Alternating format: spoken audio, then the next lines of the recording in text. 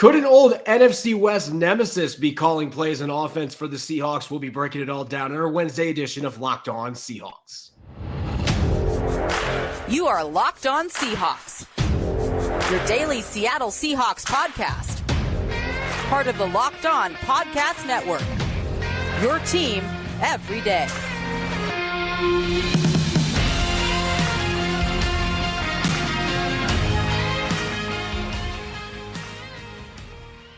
Greetings, 12. This is Corbin Smith, host of the Locked On Seahawks podcast, your daily Seahawks podcast, part of the Locked On Podcast Network, your team every day. Glad to be joined here on our Wednesday episode by my co-host in crime, Rob Rang, and a special thanks to all the 12s out there, whether you're listening for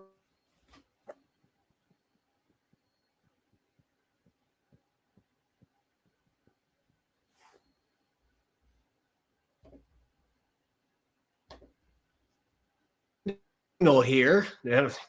Rob, are you there? I am. Yeah, I didn't know what just happened there. I apologize. Yeah, we had a little bit of a glitch there, but it happens. Technology sometimes decides to mess with our internet connection. But anyway, we are going to be diving in on today's episode. We're going to be looking at quarterbacks, and we've got some coaching updates to go through as well for the Seahawks on offense and defense. This jam-packed Wednesday episode is coming your way courtesy of Prize Picks, the easiest and most exciting way to play daily fantasy sports. Go to prizepicks.com/LockedOnNFL and use the code all lowercase LockedOnNFL for a first deposit match up to $100. Now for your lead story here on our Wednesday edition of Locked On Seahawks. Last month, Chip Kelly was linked to the Seahawks. There were a number of rumors out there about John Schneider and company being interested in him as an offensive coordinator. And this was before even naming their new head coach to replace Pete Carroll. It turns out those rumors had some teeth. Chip Kelly last night in Seattle interviewed with the Seahawks. I am told that this is the second discussion. They had more of an informal discussion leading up to this, and then the formal interview last night. So the former Eagles and 49ers head coach is very much in the mix to be the offensive coordinator for the Seahawks. And this has been news that has been taken kind of rough by the 12s out there. And I think there's a few reasons for that, Rob. One, he previously coached at Oregon, and we know Washington fans, that is the bitter rival, the Oregon Ducks. So I think that is certainly part of it. UCLA coach now, so he's been coaching another rival and now the defunct Pac-12. So there's those rivalries in there, but I also think it's the fact he coached the 49ers, and the 1 year he was there, they went 2-14. So not only did he coach the team Seahawk fans love to hate, but he had one of the worst seasons they've ever had as coach and was fired after one season. So I think there's a lot of emotion out there from fans that they don't want to see Chip Kelly on the staff, and yet, as I'm going to argue here in a few moments, I think this is a brilliant candidate for the Seattle Seahawks for a coordinator position. We're not talking head coach. We're just saying X's and O's, scheming it up on offense. Who better than somebody like Chip Kelly that has been an innovator at every level that he has coached? Yeah, I think that you just said it right there, Corbin, with the word innovator. I mean, that's one of the things that when I think of Chip Kelly, I don't care where, if it's the University of Oregon or it's a UCLA, San Francisco 49ers, the Philadelphia Eagles, his teams, for the most part, when they had talent, scored points.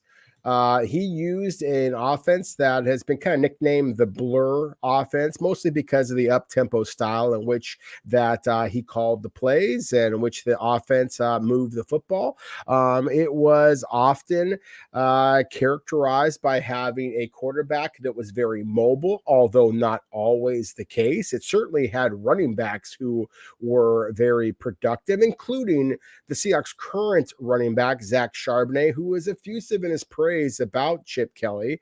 I have to agree with you a little bit in two different areas here. I think that there is a sense from a lot of Seahawks fans that Chip Kelly is not the guy.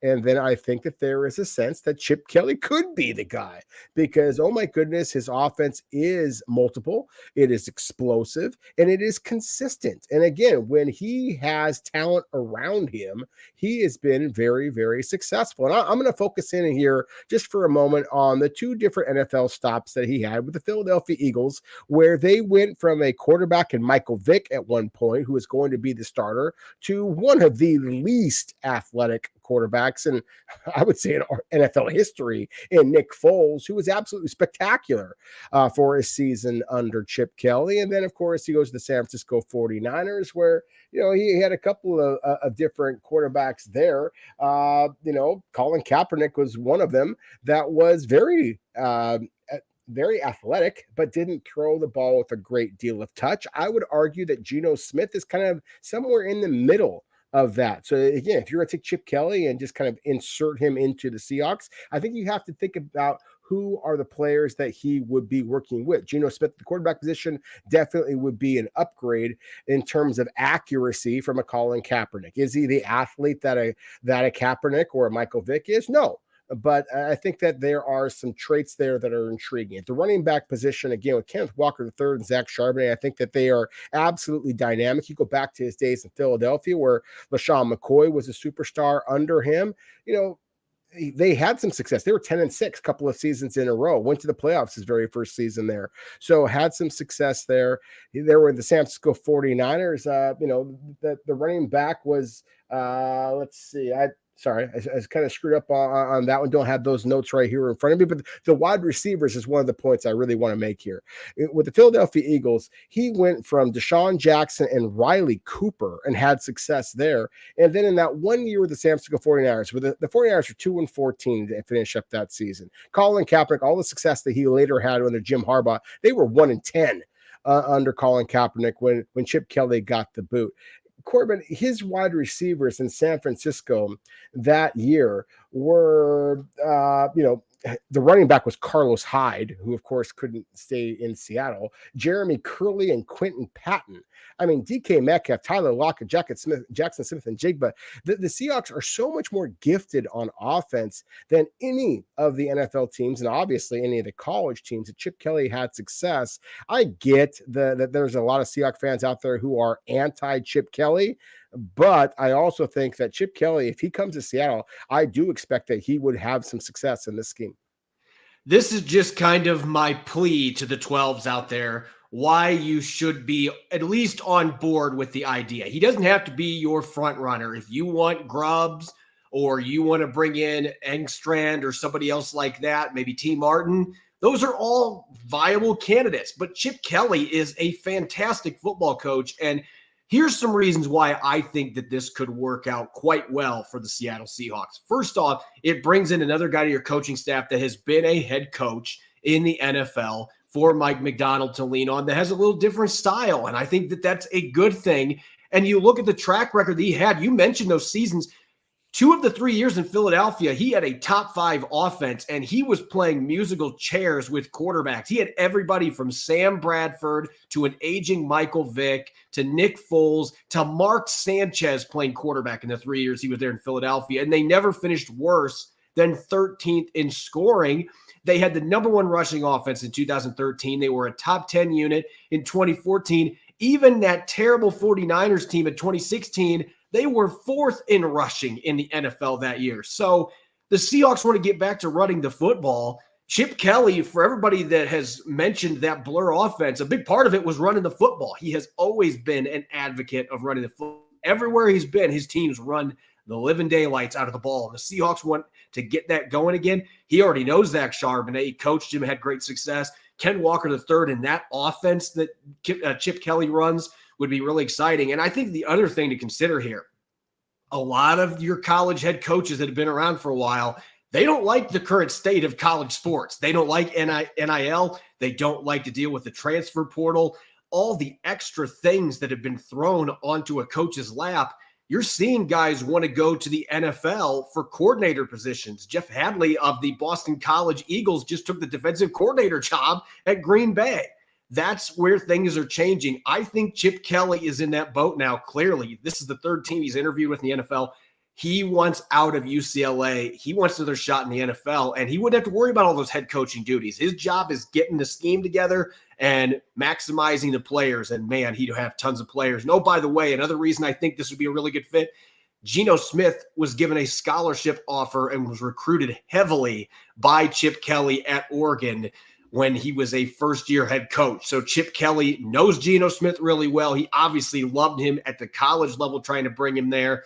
West Virginia ended up getting Geno Smith, but I think it would be a really intriguing fit with the scheme that he runs. If he could have success with a banged up Sam Bradford, aging Michael Vick, and Mark Sanchez of all quarterbacks, which he did, Geno Smith can definitely run the system, and he's got way more weapons than any of those teams that Chip Kelly coached. So I think that this is a really fascinating candidate to keep an eye on. And while there's going to be some Seahawks fans that don't like the idea of a former Oregon coach, former 49ers coach being on the staff, I can guarantee you one thing.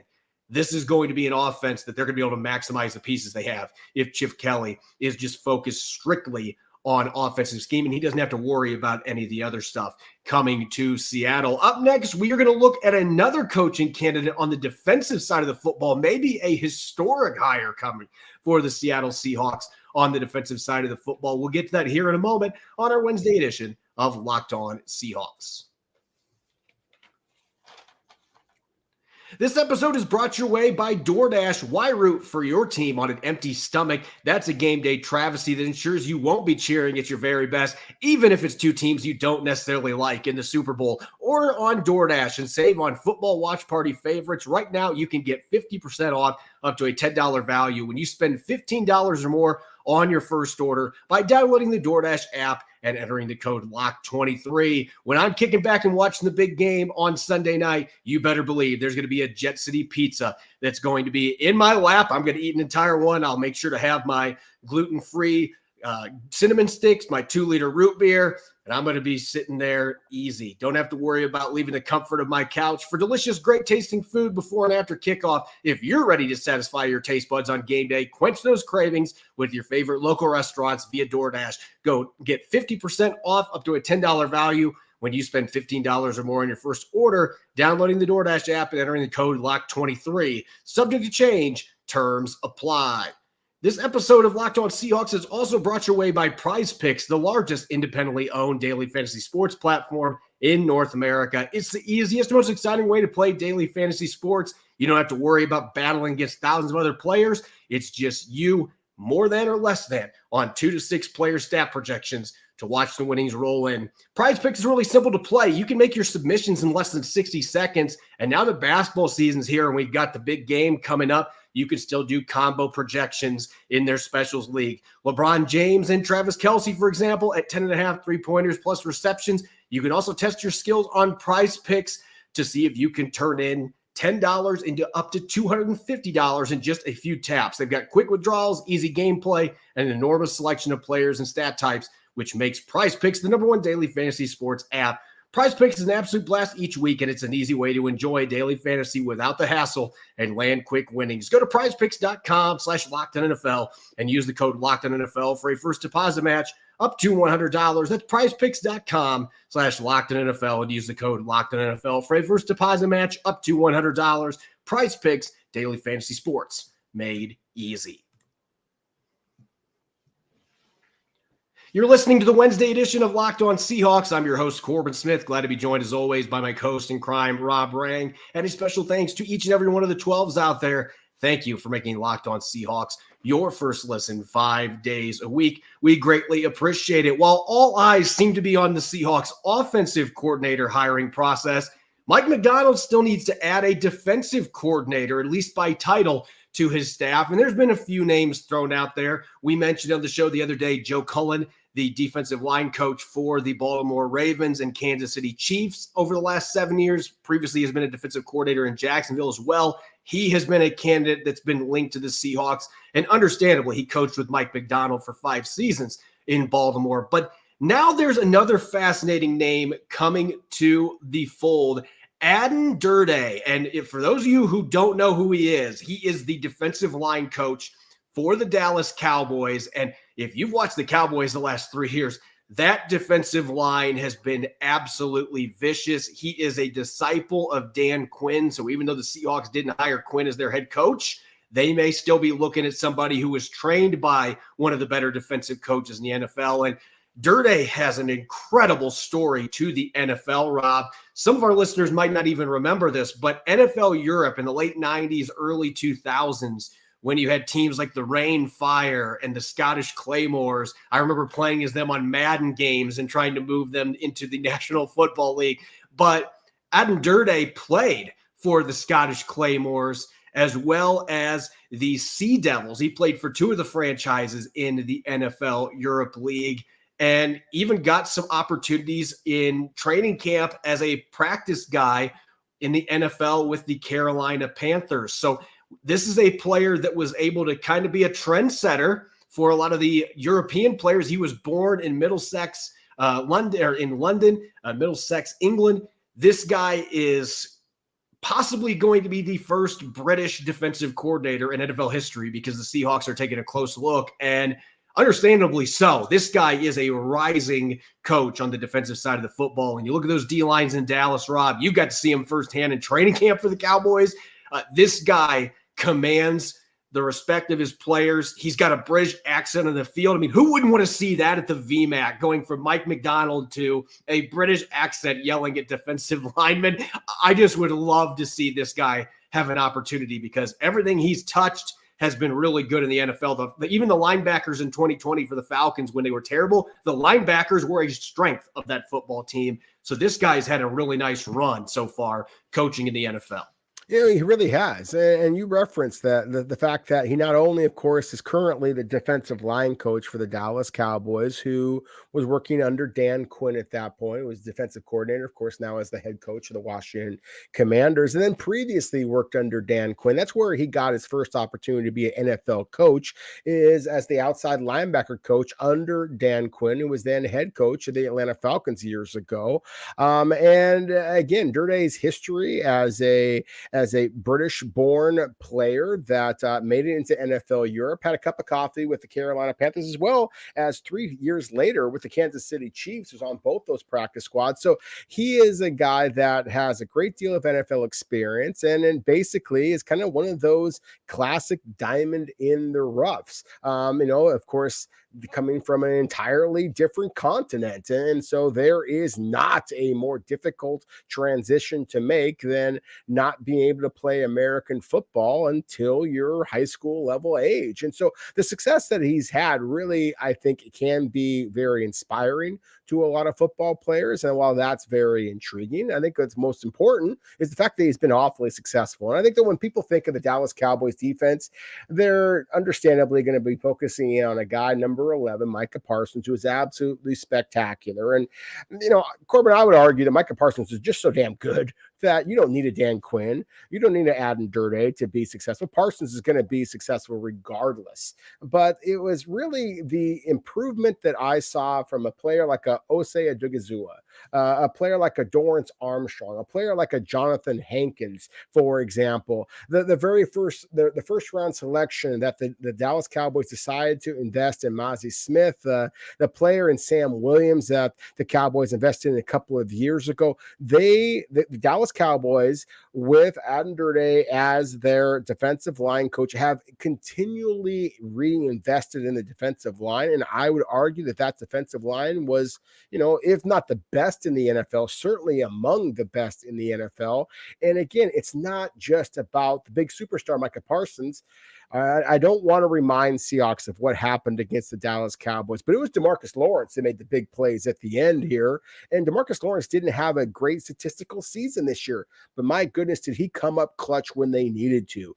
And that to me is coaching. That to me is some of the different traits that we've talked about with some of the other coaches that Mike Macdonald has brought to the Seahawks since he has been hired as head coach, is an ability to connect with young and old, young and experienced veteran players. That is something that Durde has shown a great deal of expertise in, whether it be in Dallas or previously in Atlanta. Yeah, just the path. It's not just the fact that he played at NFL Europe. He also coached for the London Warriors as a defensive coordinator for 6 years.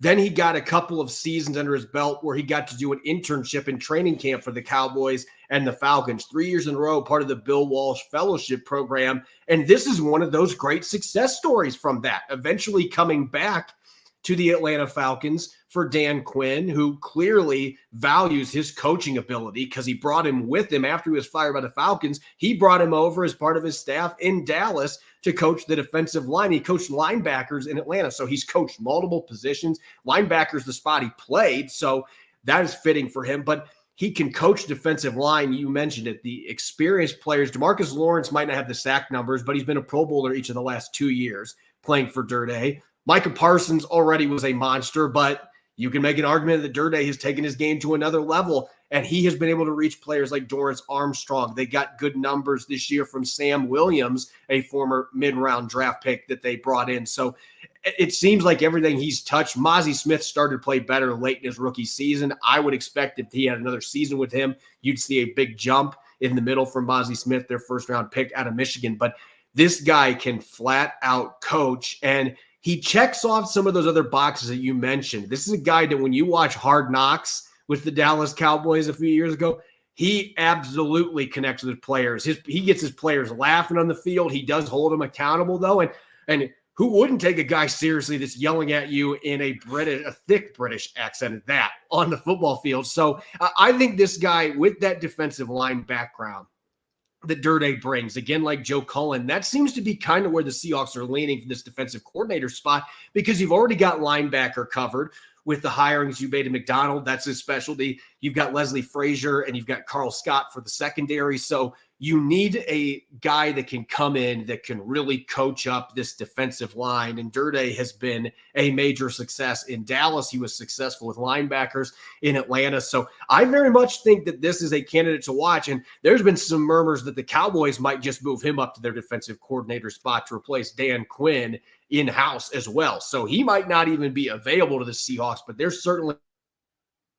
they have interviewed him for that position. So this is something to monitor moving forward. Up next, we're going to get back to the Senior Bowl, talking quarterbacks, the most important position in football, and certainly some big names that were in Mobile and maybe a few surprising names that our fans should know a little bit more about heading into the draft process. We'll be breaking down those quarterbacks coming up next here on our Wednesday edition of Locked On Seahawks.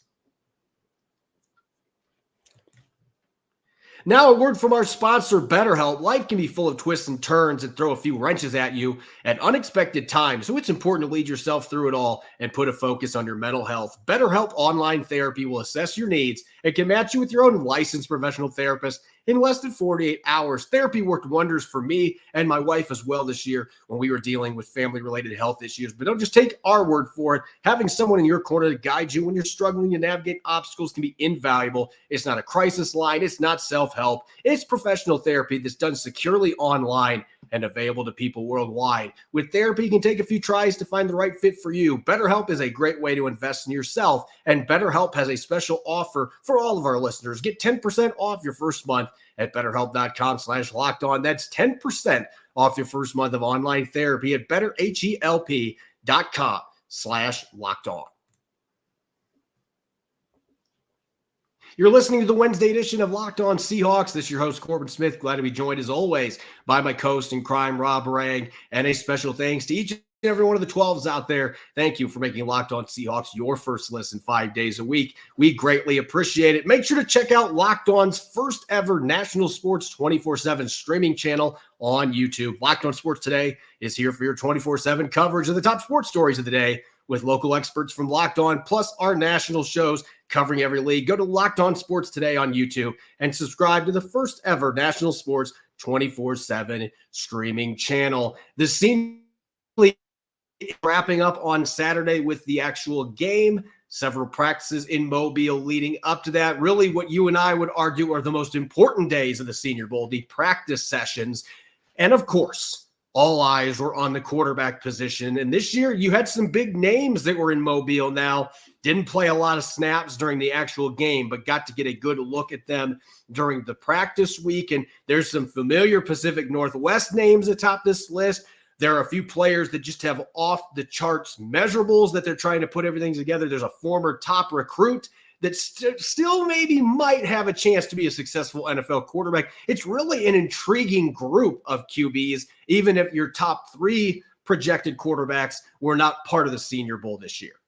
Yeah, exactly. And that's one of the things I want to make sure that we kind of reinforce here, that the Caleb Williams from USC, the Drake May from North Carolina, they did not participate in this game. JJ McCarthy from Michigan, they did not participate. Those are the three quarterbacks that basically Jaden Daniels from LSU, of course, the Heisman Trophy winner, they did not participate in the Senior Bowl. And those are the quarterbacks that most are projecting, I myself are projecting as first round caliber quarterbacks. Let's just, talk about the elephant in the room, and that being Michael Penix from the University of Washington. I think that depending on who the Seahawks ultimately select as the offensive coordinator, Corbin, I do think that that Michael Penix from Washington could be a really interesting fit in Seattle. I think that in a lot of ways, he's very similar to what the Seahawks already have in Geno Smith. When Geno is protected, the accuracy that he shows to all levels of the field is clearly Pro Bowl level. That's why he's been voted there the last couple of seasons, why he was the comeback player of the year 2 years ago. But when you get a little bit of pressure in Michael Penix's face, and I would say to a lesser extent with Geno Smith, because he made some incredible throws when he had pressure in his face and showed kind of an ability to kind of sidestep some pressure, reset, and throw the ball down the field. That's an area Michael Penix has struggled at times, including in the short and intermediate passes, not just those deep passes. Penix was very good. In my opinion, was the best quarterback on the field during the week of practice. He decided ultimately not to participate in the game itself. So I thought that Penix was very, very impressive throughout the week of practice, showed that he can be successful in an offense other than the one that Kalen DeBoer and Ryan Grubb are calling the plays. That, of course, has been one of the question marks, not only in Washington, but previously Penix had played at Indiana under those men. And so, again, very successful. I think if the Seahawks decide to go with more of a running style quarterback, then Bo Nix from Oregon, perhaps a fit with Chip Kelly, as we talked about in the first segment of today's show, could be an interesting fit because Bo Nix and his athletic ability is absolutely dynamic. Now, he is not nearly as accurate deep down the field as Michael Penix is. Frankly, nobody in this NFL draft, including Caleb Williams and Drake May and Jaden Daniels and JJ McCarthy, are as accurate as a protected and calm Michael Penix.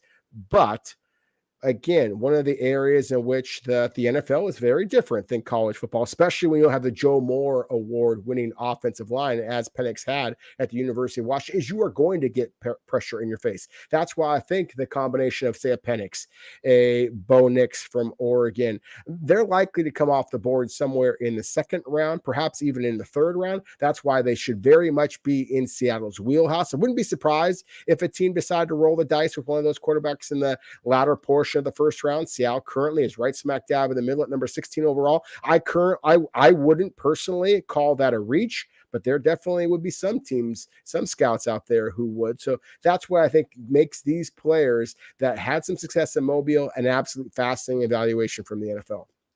Just from my opinion, it didn't feel like there were any quarterbacks that just awed this past week in Mobile, though. There have been seasons where we have seen quarterbacks just be lights out. Now, we have seen guys come in and have horrible weeks, end up being Pro Bowl quarterbacks. Dak Prescott, for example, had an awful Senior Bowl, but he has had a very good NFL career for the Dallas Cowboys. So this 1 week, it isn't the end-all, be-all either way. So Michael Penix, Bo Nix certainly could be guys there in that day 2 window, maybe even end of round 1 if a team pulls a Lamar Jackson type thing and moves up to get a QB. Those are always possibilities. I want to talk about the guys that are maybe those mid-round caliber players that really are wild cards, because I think Bo Nix and Michael Penix, those two guys are well-known commodities, even if they're not going to be the top 3 or 4 quarterbacks picking this draft. I mean, Michael Penix was a Heisman finalist. Bo Nix had a fantastic couple seasons at Oregon. These are two really good college-level quarterbacks that fans are quite familiar with top-level programs on the West Coast. But let's get to kind of, you mentioned elephant in the room. I think one of the elephants in the room in this draft class is Spencer Rattler coming out of South Carolina. And this guy was one of the top recruits coming out of high school in the entire nation. Oklahoma brought him in, and he had a really good redshirt freshman season. And then things kind of caved in on him early in his sophomore season. Caleb Williams takes over as the starter and doesn't give the job back. The rest is history there, with Williams going to USC along with Lincoln Riley, and then Rattler goes to South Carolina. He doesn't have near as much offensive talent as what Oklahoma had. And yet there are still flashes where you see that NFL arm. You see the mobility, the athleticism. He's as athletic as any quarterback in this draft class in terms of his ability to move around in the pocket, scramble. He's always been that. The problem has been he's so hot and cold. There's been no consistency. Does the right coach find some of that consistency in him? I don't know that you have much more there than a developmental QB, but there's clearly the traits there for him to hit if the right coach gets him. And then maybe my biggest wild card in this entire draft class from the quarterback position, Joe Milton. You turn on the tape of Tennessee and you want to talk about a guy that can throw the ball downfield. There might not be a guy that has more of a cannon in this draft class than Joe Milton. And watching some of the throws he made when he took over for Hendon Hooker when he got hurt a couple of years ago, just throwing bomb after bomb downfield. And he completed 64% of his passes each of the last 2 years. So he's fairly accurate.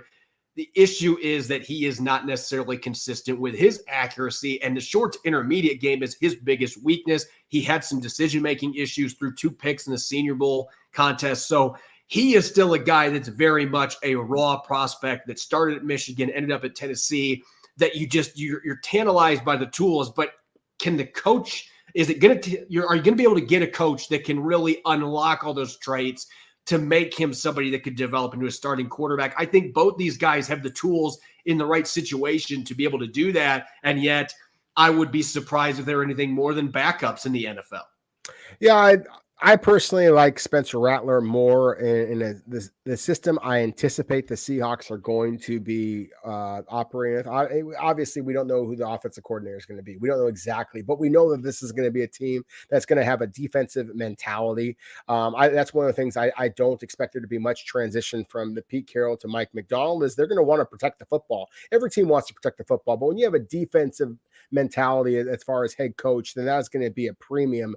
Joe Milton just gives up the ball too damn much. I mean, he is a guy that, 6'5", 235 pounds. He's probably going to run in the 4.5s. He's going to throw the ball outside of the damn stadium. I mean, he is just as physically gifted as it gets. But I think that he left after 6 seasons in college football, maybe even be 7 at this point.